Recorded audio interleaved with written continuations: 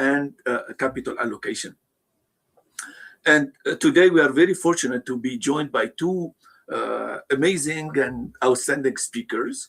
First, one of our industry partner and thought leader and really one of the pillar of natural capital hub valuation community of practice, Mr. Bailey Church, who leads the KPMG Canada National Public Sector Accounting Advisory Service line and is the leader of the Public Sector ESG Center of Expertise.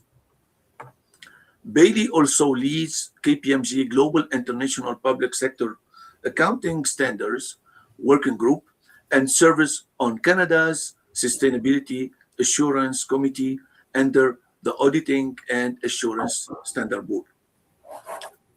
Bailey brings extensive experience working with over 300 governments on sustainability and biodiversity reporting.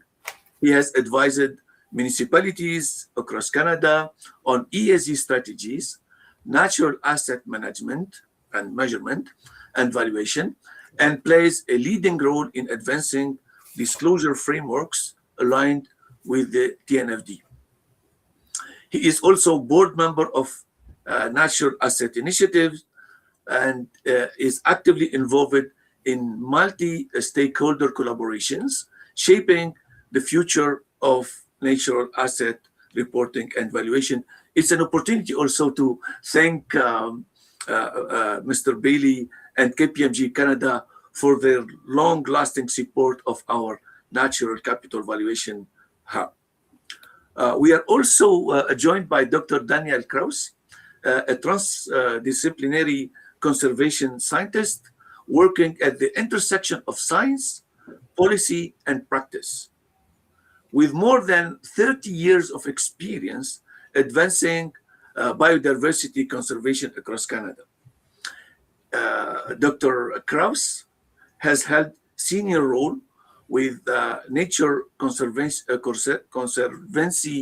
of Canada and currently teaches at the University of Waterloo and serves on Canada Nature Advisory Committee. It is an opportunity also to thank the University of Waterloo for being one of the partner for our SHIRK Partnership Research Grant. Daniel's work focuses on developing innovative and transformative approaches to conservation in collaboration with governments, First Nations, foundations, industries, and NGOs.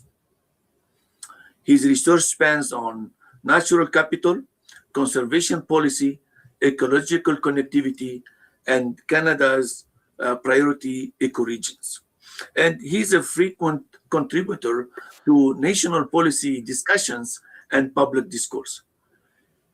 He's also a strong advocate for accessible science with his work, and his work is widely featured in national media. Together, Mr. Church and Mr. Kraus will help us explore how nature outcome agreement area can serve as a bridge between conservation goals and financial systems, and what this means for practitioners, policymakers, and investors. With that, I'll turn it over to Bailey to help us get started. Bailey, the floor is yours. Thank you so much, Samir, and a big thanks to the Natural Capital Hub for hosting Daniel and I today for this conversation. And thank you for the great leadership and amazing work that you all are doing. KPMG is very proud to be a partner and to support that great work.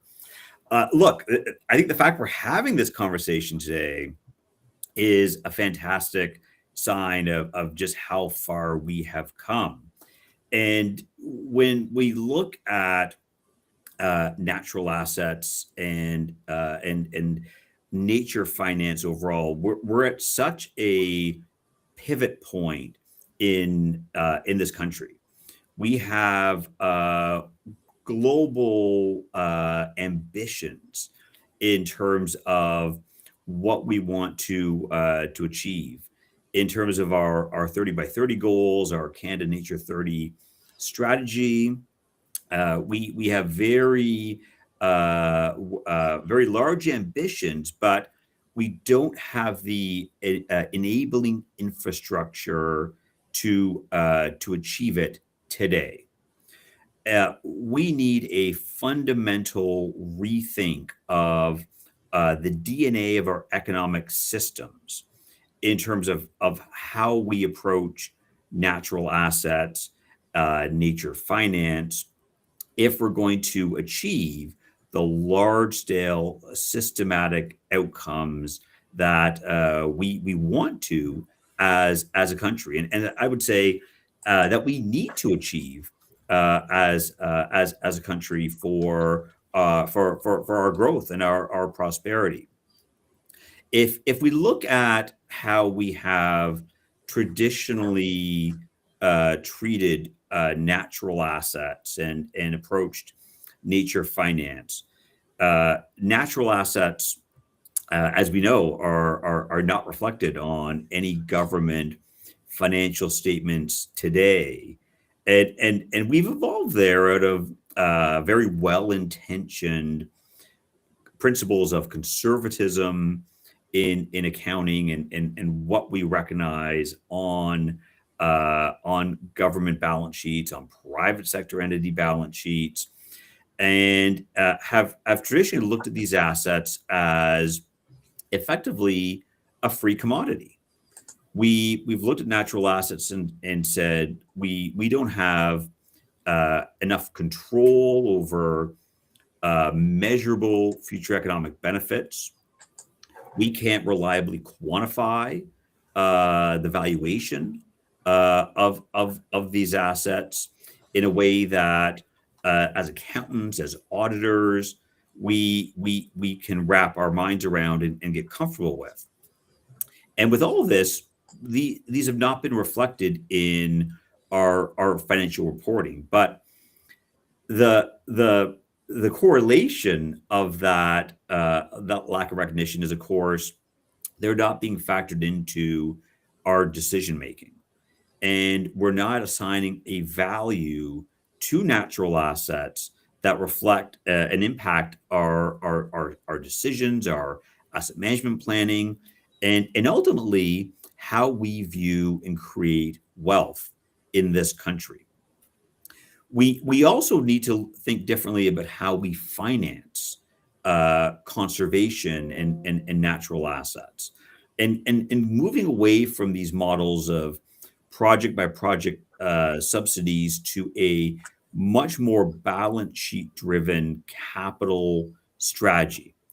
And this is where nature outcome agreement areas and the great work of Daniel and the University of Waterloo and Environment and Climate Change Canada come into play. So I'm really excited we're going to hear more about that.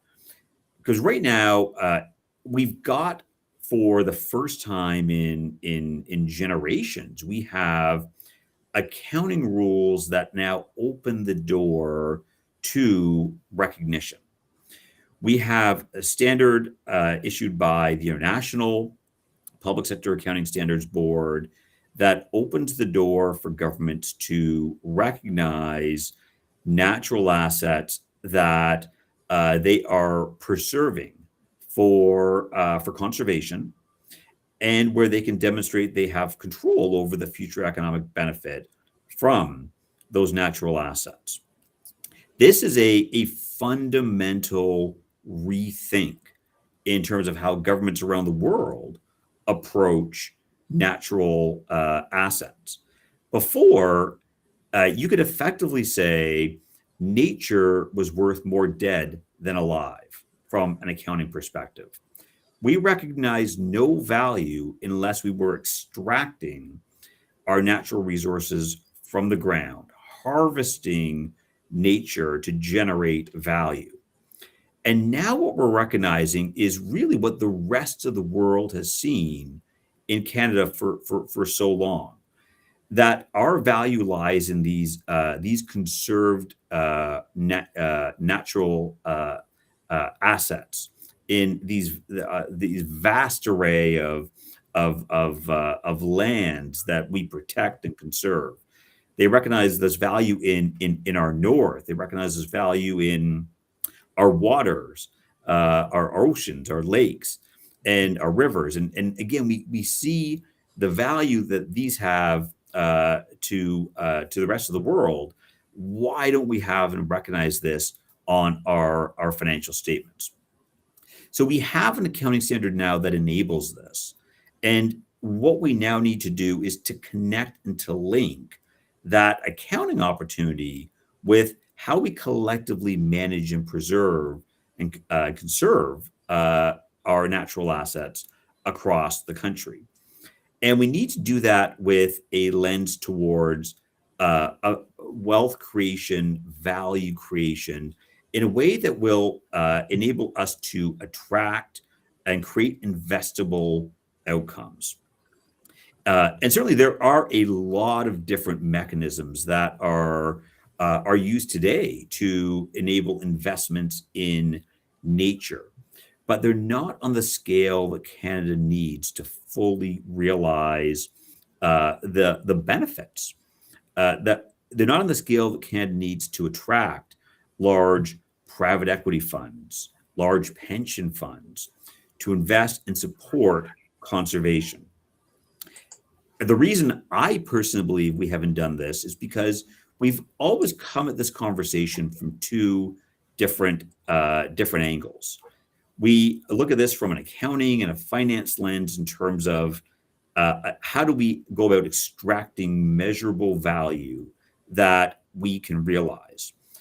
On the nature side, we look at it in terms of how do we protect our biodiversity, our natural assets, and we have in effect as stakeholders talked different languages.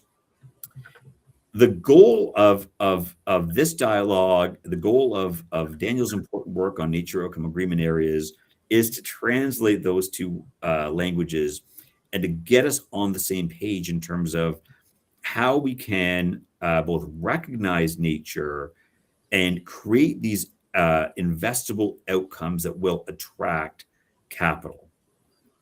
Ultimately, when we can create capital market systems that people see that they have reliable, investable outcomes that they can trust, that they can verify, and where they see that they can realize opportunities, that will encourage investors to come to Canada to invest in our nature outcome areas, invest in our biodiversity, and ultimately create wealth for all Canadians.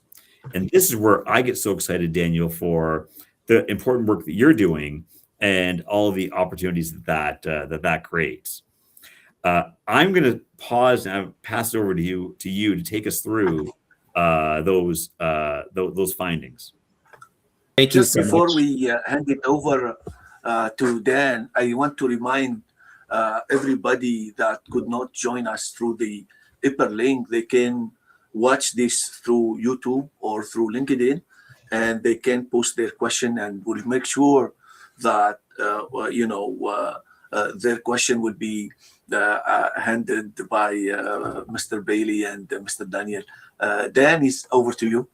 All right. Well, thank you so much, Bailey, for that setup. I always learn something new every time I hear you speak, which I really appreciate. And thank you for this opportunity today.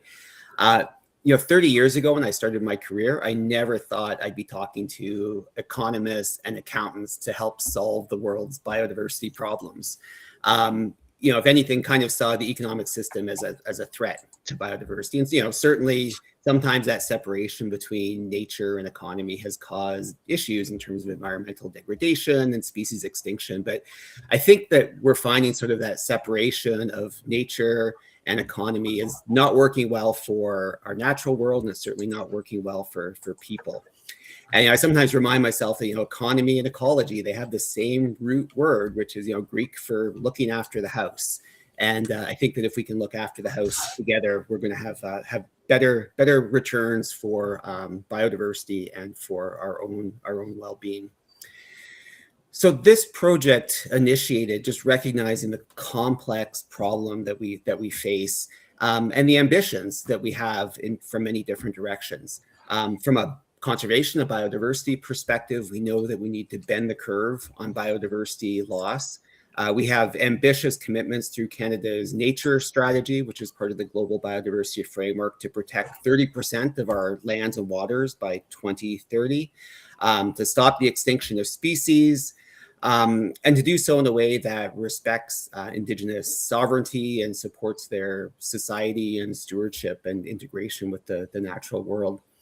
At the same time, Canada has many ambitious commitments as well around economic development. I don't think I can watch TV without seeing a Build Ontario ad for something new that's going to be created in the province. And we certainly have critical minerals and projects of national interest, and an interest in moving these quickly.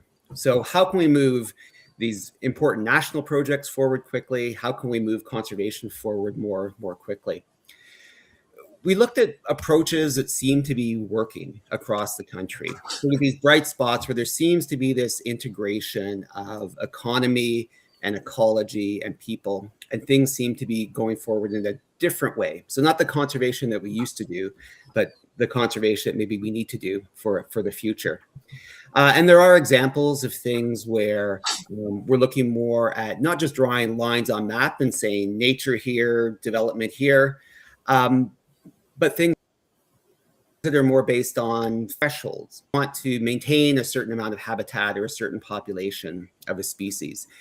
And we're seeing land use planning that's not so much focused on getting all of the lines on the map right away and putting a stamp on it, but building relationships around a land base, and identifying what are sort of the common outcomes that everyone can agree upon.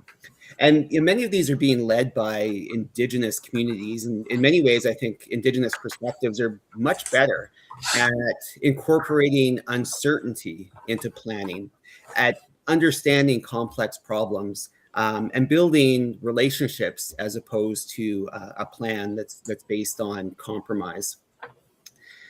So after reviewing all of the things that seem to be kind of working in some of the future directions, we developed this essentially a planning concept called nature outcome agreement areas. It brings in some of the best examples that we're seeing, including things around thresholds, including things around relationship and collaborative land use planning that's more iterative in nature and is long-term. So we've identified a nature outcome agreement is something it's an iterative and it's a shared framework for decision-making and accountability and collaboration. It has to be within a geographically delineated space. And it's where there's multi-sector participation. It's led by Indigenous people, but there's also local communities, governments, resource sectors. And there's that commitment or agreement towards shared and measurable conservation outcomes. These places should be cooperatively governed through long-term relationships and open dialogue, and supported by a very transparent and rigorous monitoring program that ensures that the outcomes, the common ground that everyone's agreed upon are exceeded or met. So if you can kind of picture, right now we've kind of thought of these areas primarily in Canada's north. So if you can picture like a large 10,000 square kilometer area of intact habitat. Canada is one of the few countries left in the world that has these large, high integrity ecosystems where Indigenous people have lived since time began. It may be an area where we know there's going to be some mining, but there's also important biodiversity outcomes. Could we agree that a certain level of development would be allowed? Say 10% of the area could be developed, but without drawing lines on the map. And as development is phased in, it sort of brings that threshold down in terms of what can be allowed within that area. NOAAs do require dialogue. They do require some kind of a legal framework, and those are things that we are working on. But for governments, we see it as an opportunity to accelerate conservation, maybe to reduce conflict. It has parties and groups meet around common ground as opposed to maybe a project that divides. For industry, can provide some certainty, provide relationship building, perhaps streamline approvals. For Indigenous people on the lands, it's a promise of co-governance and leadership, providing long.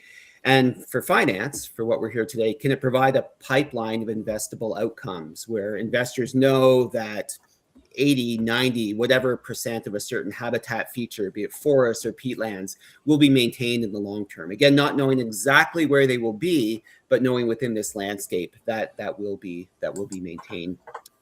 So we're still working on this concept. We're talking to different groups, industry, indigenous, folks involved in protected and conserved areas, and certainly trying to understand how it can be financed in parallel with the governance and some of the structural mechanisms that we'll need to implement these. Daniel, can I just add a few comments? Because where I get so excited with this is when I think traditionally of how we've approached conservation, we've looked at it as a win-lose in terms of economic development, and it's either a scenario where we are developing an area and we've got mining operations, infrastructure being built, or something being done in that area, or we are preserving it and we're not doing any activity there.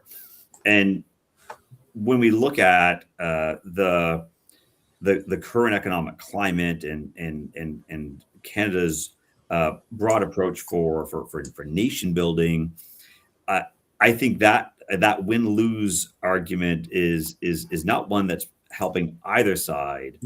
Well, we with the nature outcome agreement areas have a way to both conserve but also create and reward some focused economic development. And I think that's where this gets really exciting. And I know when you and I talked, we also talked about how one could broaden out the concept of a blended investor return for both elements of the economic development, but also elements of the conservation. So you're only maximizing your return when both sides win. Yeah, I love that, Bailey. And I think in the past, you're right, conservation or development, it's been a zero-sum game. And I think that if we can integrate a little bit more, I've certainly found with this project, talking to a diversity of folks who I don't normally talk to in my conservation world, it actually seems that the gap that we have between conservation and sustainable development is not as wide as we sometimes make it out to. And that, most conservation organizations, certainly many indigenous communities, local communities, they want to see nature protected. They want to see the contributions that nature provides to our society and our well-being protected, but they also don't want to close the door on any development. And I think that if we see conservation as something that's going to close opportunities, we're going to run into barriers. I still remember when Ontario brought in the Far North Act like 20 years ago, which was this promise that 50% of Ontario's boreal forest was going to be protected. And sort of having like my previous conservation hat on, that seemed like a great idea. Let's just kind of draw those lines on the map and protect those areas. But that never happened. And it never happened because there were communities that were concerned about future economic opportunities being limited if there were regulated, protected areas. Industry was concerned based on known resources, but also recognizing that minerals that weren't valuable 20 years ago could have a higher economic value. And governments, didn't want to see some of these areas sort of like locked up either. So part of it is, can we develop a framework that allows for that, recognizing that we can still keep most of the nature and nature's benefits intact on the landscape, but not drawing those lines right away. That seems to be the barrier that we hit in terms of finding ourselves at that zero-sum game where someone feels like they're winning and someone feels that they're losing. And I was also really happy to hear the reference to the pipeline of investable opportunities, and that's what really gets an accounting person like myself quite excited. I think that is a big distinction with where we're looking to move in terms of both nature outcome agreement areas, in terms of Canada's Nature 30 strategy, and if we're ultimately going to attract capital at the scale we need to, because we know biodiversity conservation is so dramatically underfunded at the moment. I mean, we need to increase it by about 5 times to do anywhere near what we need to do to meet our nature goals. If we're going to do that, we've got to attract substantial investment in capital.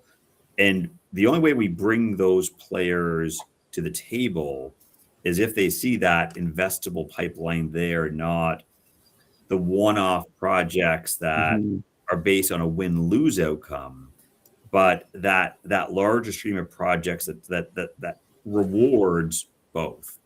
I think that's also where this gets really, really exciting. Yeah, you know, I think getting the 30%, if we make it by 2030, that's to be seen. But the one thing for sure, it takes a long time to establish protected and conserved areas. And I think the one thing through a NOAA approach is that we can have an agreement over what will be conserved over large landscapes within Canada. And maybe that's what can bring the investment to scale and invest and attract some of the investors that you were mentioning earlier that want big, ambitious, world-changing projects to invest in. It also really creates a great opportunity, and I think it emphasizes why our Indigenous stakeholders need to be such a key part of this conversation too, given the vast lands and areas that are subject to conservation. I see that them also as so vital to the success of nature outcome agreement areas and ultimately our Nature 30 strategy. Yeah, absolutely. And I see that as central to the delivery of nature outcome agreement areas, both the governance and the leadership by Indigenous communities on the ground, but also using that conservation finance to support things like guardian programs, to support Indigenous-led monitoring that can directly measure progress towards the thresholds that have been agreed upon. Yeah. And I mean, I'll just add, you know, I think the whole concept of nature outcome agreement areas and relationships, you know, working together, I mean, really does have its roots in, I think, more Indigenous approaches to conservation and worldviews. No, very, very well said. It's interesting if you think of an analogy to how we traditionally invested in infrastructure. And I know you and I had this conversation a while ago, Dan, but if you think about investing in traditional physical infrastructure, like a bridge, an airport, where we often use vehicles like public-private partnerships and have government and private sector working together towards certain outcomes, we always had this premise of both of a known commodity where you know with certainty that you're investing in this particular infrastructure project. You can trust the underlying data reporting systems and outcome measurement.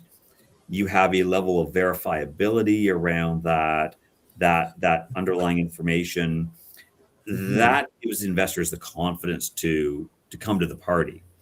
And we need to have that level of confidence and have the guardrails in place that make investment safe. And I think now with nature outcome agreement areas, we've got that opportunity to effectively enable that same system for investing in natural capital and natural assets. And that to me is transformative for. Yeah. You know, I hope that it is an opportunity and a framework that can reduce like the risk and uncertainty for both investors and for regulators.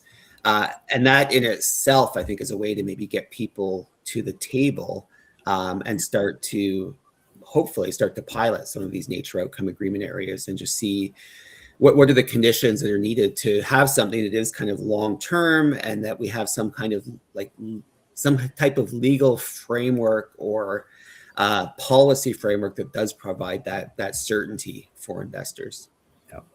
The governance and oversight is going to be so important, and making sure stakeholders, whether it's our Indigenous communities, other nature advocates, communities, all have to have a appropriate and balanced voice in the conversation. And I think the governance side is one where we're going to collectively need a lot of work to make it a safe and a safe and productive format for everybody.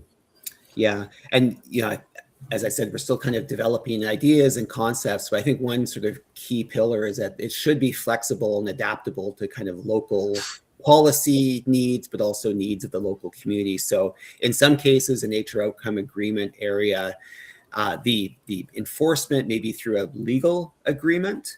In other cases, it may be through some kind of policy or regulation or land use planning policy within a province or a territory. So I think we want to kind of build in that flexibility, but need to make sure that there is that certainty of long-term protection for those outcomes that everyone has agreed upon. Absolutely. I think there's it's such enormous opportunity, and ultimately, if we're going to achieve Canada's nature 2030 goals, we absolutely have to have all these stakeholders working together. We have to attract investors. Government, in my mind, if we're strictly relying on government funding and development, we'll never even get 10% of the way there. We really need private equity and investors at the table. Yeah, and that was certainly reflected in the recent Canada Nature strategy, as investment being one of the central pillars. And honestly, I see that as something. It's the money is really important. What may be just as important and just as transformational is like all of the new partners that suddenly brings to the table.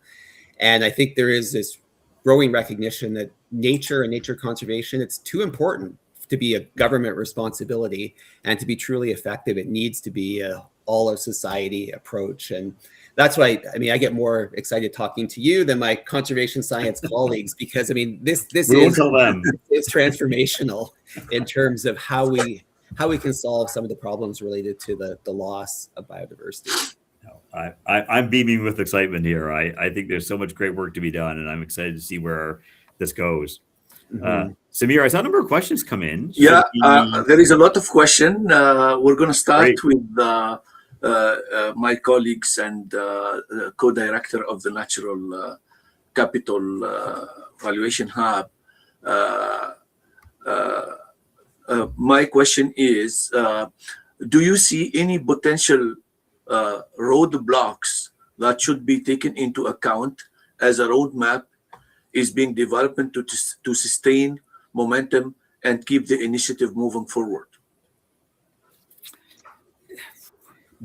There's lots we got to work through. Dan, do you want to go first? Well, just like a specific one related to the mining sector is, if you have mining claims across huge areas that have been established by a diversity of prospectors or junior companies, how can you bring all of them to the table?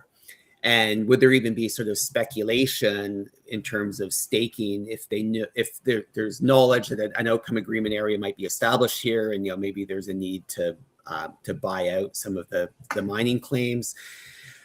However, what I'm hearing from our mining sector partners is that sure, Canada has like wall-to-wall mining claims, but very few of those are ever going to be developed.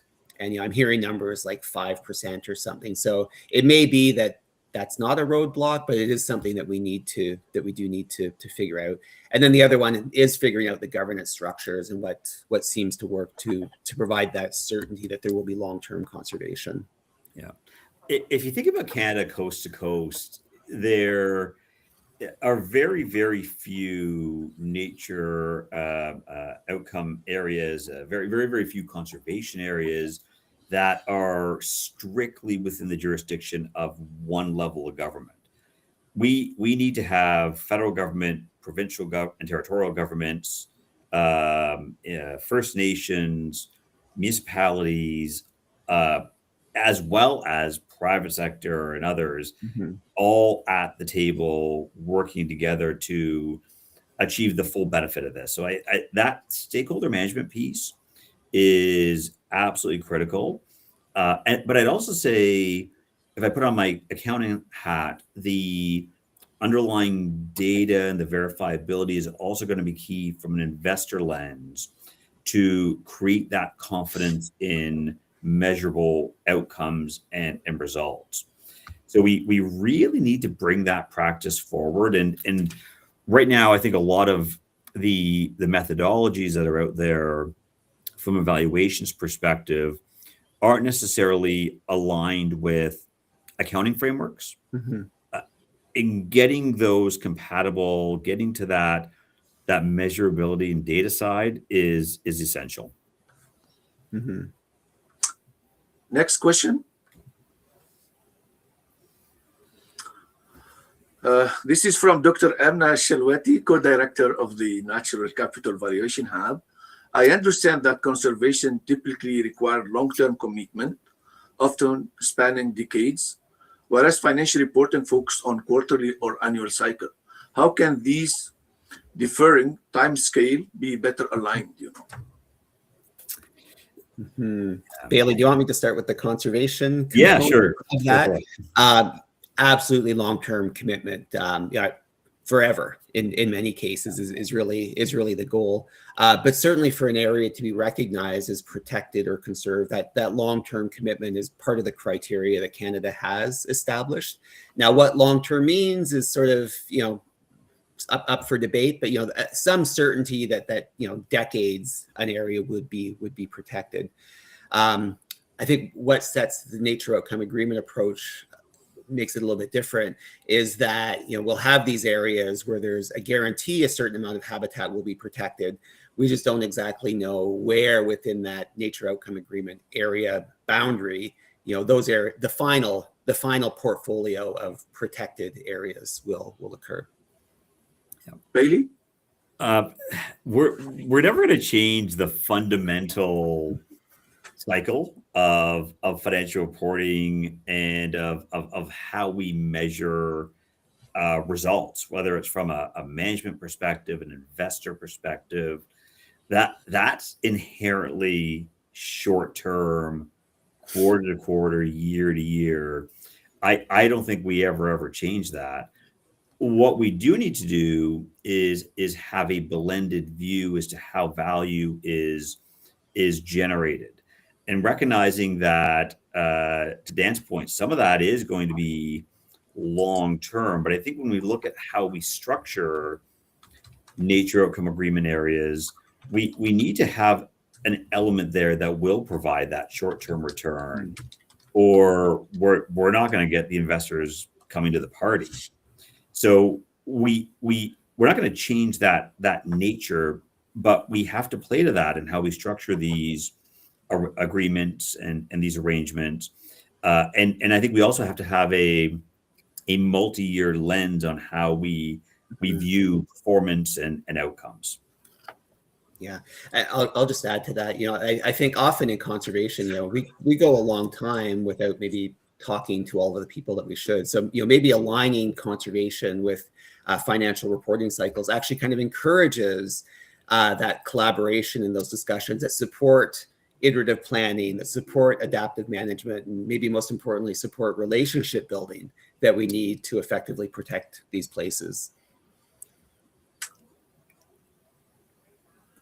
A question from an amazing colleague from Zurich School of Business, Professor Olaf Weber. They said, this is a kind of great conversation. However, and thus I think Olaf is reading my brain, because we're going to get this natural asset in the balance sheet, then the so what. However, they financialization of natural asset or food has been criticized because it opened up to speculation. How can we clarify that natural assets valuation is different? It's a fantastic question, Olaf, and I think a critic's view on this would be that by trying to even put a value on natural assets and putting them on our balance sheets, whether it's government or private sector, we are in effect devaluing and underrepresenting. Mm-hmm. The view I take has always been different. It's always been that we need to give natural assets a voice in economic decision making, and by not financializing, by not recognizing and valuing these assets, they are in effect valued at zero in our economic decision making. And we've got to change that. We have to recognize that there is a very a real value. There's a true opportunity cost, and we can look at countless examples where that's the case. Where I think we do need more work, as I mentioned on the previous question, it's aligning the valuation methodologies and frameworks with our accounting and GAAP models. Those, as you all know, are very much historic cost based. Historic cost isn't going to work for natural assets valuation. So we need to have a lens to, okay, what can accountants, auditors, bankers make sense of on the balance sheet, and what can we live with, and what can we audit and verify, but also what might be more useful disclosures. And we've worked through all these conversations in other ways and means on things like complex financial instruments. And we've collectively gotten comfortable with how that's being reported and disclosed. So I think we just need to get our frameworks aligned with our accounting realities and recognize what belongs in the financial statements, what belongs in notes or other disclosures. But ultimately, let's get the information out there. Right now, it's not out there. We got to get it out there. Yeah, I'll just add to that. Most Canadians value nature for intrinsic value, right? Which, I don't know if you can put a value on that, Bailey, or not. But right now, as Bailey said, I mean, we don't have nature on our ledger books, and because of that, it's left out of decision making. And I suspect that whatever value we assign to nature, it will always not be enough. But at least it gets nature into the forefront, and at least it helps people to understand the value of nature beyond intrinsic value as well. Yep. Next question. Okay, this is from one of the co-applicant on our Natural Capital Valuation Hub SHIRK proposal. How does KPMG partnership with Natural Capital Hub help advance practical approaches to natural asset valuation and reporting? And what do you see as the key win for both practitioners and policymakers? The emphasis here to me is very much that practicality of bringing a lens of both KPMG's global expertise in natural assets and measuring and valuing nature, and marrying that up with the academic research and the work that many of you are doing in terms of how we are viewing and approaching natural asset valuation.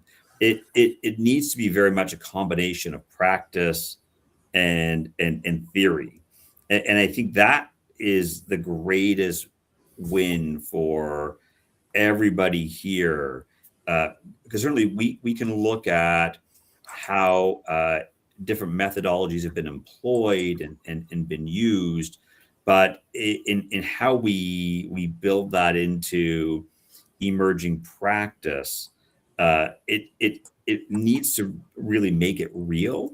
And that's my hope with our partnership with the Natural Capital Hub, that we can make the ideas real. We can test these in the laboratory of practice with our clients around the world, and bring those ideas back. I think that's where there's enormous value and opportunity.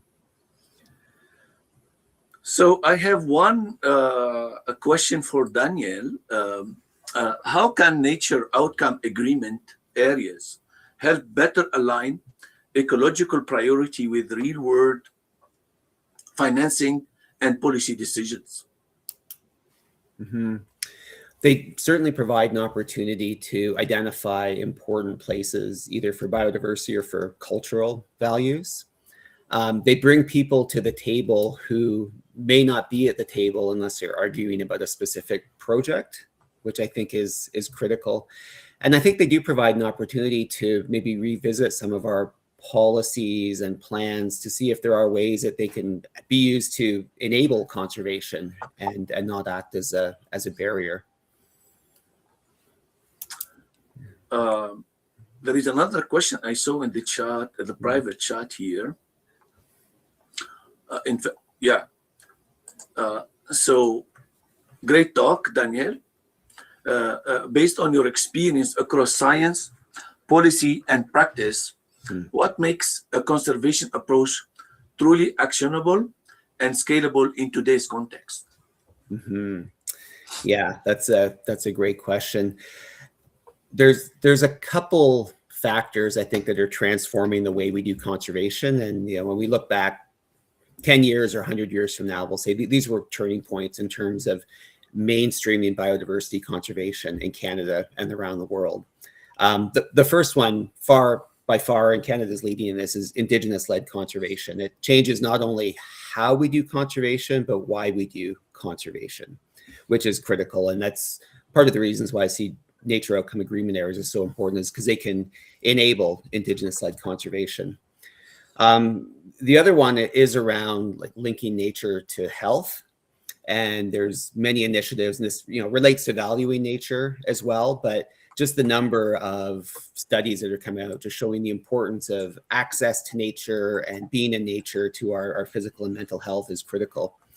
And the third one is natural capital and incorporating nature into our financial systems and our financial thinking.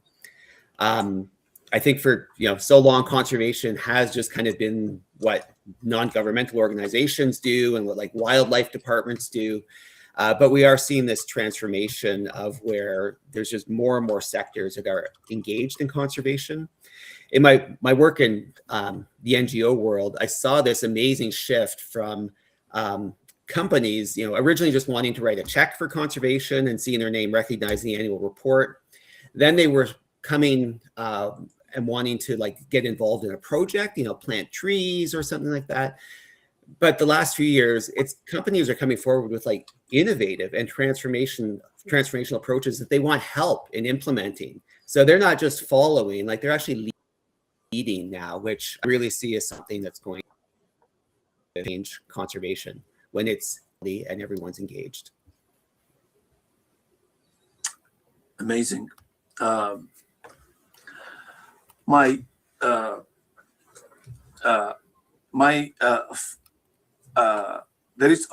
is this one last question, promise. Okay, no problem, Don. This is for both of you. How can frameworks like TNFD help move natural asset reporting from really an accounting issue to a real financial impact, or to real financial impact? This is very, very timely, especially right now. As we're speaking, the ISSB, the International Sustainability Standards Board, is debating on the issuance of a practice guideline around nature and biodiversity and how that is being incorporated in to the standards. So this is right on the mark. See, the thing that if we think about the parallel with Task Force on Climate Financial Disclosures and what it did for the E side of ESG, it really brought a lot more rigor and focus on the underlying data and what is underpinning the measurement of greenhouse gas emissions. And it led organizations to be much more disciplined in developing out their methodologies and getting more audible, verifiable data. So the overall data quality improved. And if you think about, again, even going to another parallel of financial statements as a whole, the way companies around the world got better at financial reporting was they've just been doing it, and they've been preparing financial statements and putting quarterly and annual statements out there for years. And that builds your reporting muscle and acumen and skill. So I think now as we look at nature, TNFD is going to do that for nature by building that rigor, building those processes. And as data gets better, reporting gets better, and investment opportunities increase. And it's a win-win for everybody. There is a question by Roy Brook from Natural Asset Initiative, one of our solid industry partner and thought leader in the area of natural asset. Roy, you want to join and ask your question, or we just ask it? Okay, so the question is there an example of nature outcome agreement area that you would hold us up? Yeah, Roy, go ahead. Sorry, I've had some internet connectivity problems. I was just wondering, Daniel, first of all, thank you. Terrific discussion. And Samir, thank you so much for hosting this. I'm just wondering if there is a particular nature outcome agreement area that you would share as especially inspiring or interesting as a model of this kind of more collaborative and integrative decision making. Mm-hmm. Well, if you ask me in 5 years, we'll hopefully have a different answer. This approach is emerging, and we are still working on it. But in developing it, we did look at where there seems to be land use planning approaches that are getting better outcomes for nature and for people. I'll just give you 2 quick examples. I mean, one of them, caribou range planning in Saskatchewan. They use these threshold-based models, so identifying that 65% of the landscape will be kept in intact habitat for boreal woodland caribou. Not mapping where that 65% is, but that's the goal, and industry, First Nations, and governments are working towards that. So that kind of removes the barriers of saying, nature's here, development's here, and here's sort of the lines, allows kind of this shifting and iterative planning. Many of the projects for conservation permanent finance permanence are developing more of like these iterative plans. One of the best examples that we used for the report was the Great Bear Rainforest, where that's a great example of where we actually have zones which are called conservation, tourism, and mining.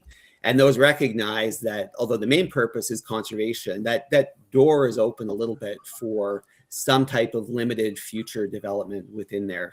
And that seems to be working quite effectively and got over that confrontational barriers of what seemed like a zero-sum game for all parties into something that seems to be working for local communities and for biodiversity.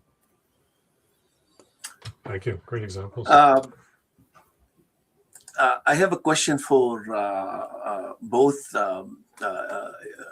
speaker. So to wrap up, I'd like to ask each one of you a final thought. Bailey and Daniel, if there is one key takeaway you would like our audience or the viewer of the recording would like you to leave with today, one idea or action that can help move natural capital valuation forward in practice, what would that be in 1 minute? This is like a game show. Yes, it is. I in my mind, Samir, it all comes down to we have to just get moving and put this into practice. We've debated, we've discussed the merits of natural asset valuation and recognition for a long time, and now what we need to do, I believe, is prove it can work. We need to prove it to ourselves. We need to prove it to the NGOs. We need to prove it to government, and we need to prove it to investors. And I think when we prove it can work, and I know it can work, once we demonstrate that with a couple project successes, then we can build scale. But we're not going to ever build the scale if we don't start putting one foot before the other and start with a few pilots and demonstrate success. So we have to get, I think, the first few nature outcome agreement areas defined and working, start small and start demonstrating this success. Dan? Yeah, I mean, we know we need to do things differently, both from a conservation perspective and from an economic perspective. And I agree with Bailey that we can talk about this and conceptualize it all we want, but we're really going to learn by doing. And we shouldn't be afraid to experiment, and we shouldn't be afraid to fail, because we're going to learn from that. And also the consequences of failing pale in comparison to the consequences of not trying. So I think that, we can work together and find these solutions. They're waiting for us. I think that having conversations like this across groups and folks that don't normally talk to each other is that's where the solutions to these complex problems lie.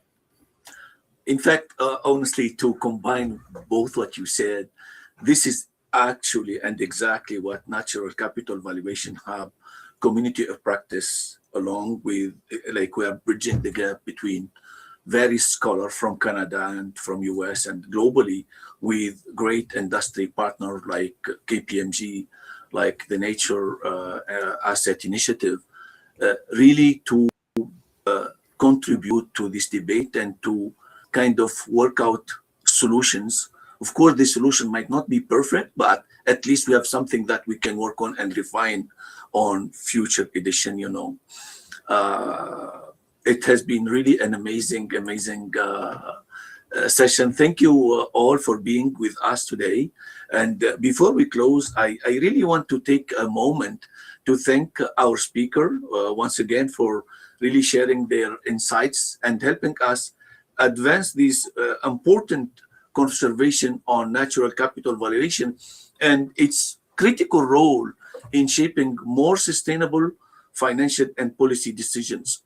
I'd also to thank you all, our participant. Too bad we could not accommodate all of you through this system, so you have to watch us live on LinkedIn or on YouTube. I really want to thank you for your engagement and contribution to growing our community of practice. And this community of practice is committed to bridging research, practice, and policy in this space. Research that really have a social impact, an impact on our community, on Canada, and beyond. As a next step, Natural Capital Hub Valuation is very pleased to invite you to continue this conversation. We have an upcoming event. It's a Natural Capital Asset Valuation Workshop. It will be on April 23rd from 1 to 6, along with my wonderful colleague, Olaf Weber from Schulich University, Peter Van Dijk, who is a co-director for our Natural Capital Valuation Hub, who will be hosting a half-day workshop in Toronto with a virtual participation option available. And the workshop is really organized in collaboration with the Center of Excellence in Responsible Business, our Natural Capital Valuation Hub, and the Institute of Sustainable Finance, and it's supported by KPMG Canada. And the objective of this workshop is to bring together researchers, government, NGO, and industry leaders to continue this debate.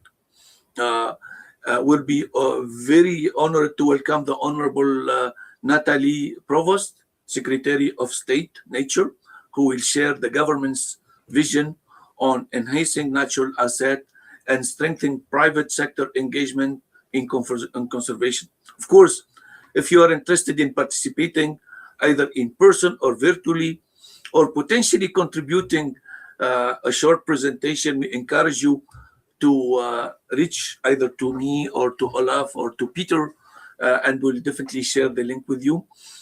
We hope to see many of you in our incoming dialogue series live on LinkedIn and YouTube. Thank you all again, and you have a wonderful day. Bye-bye. All right. Thank you.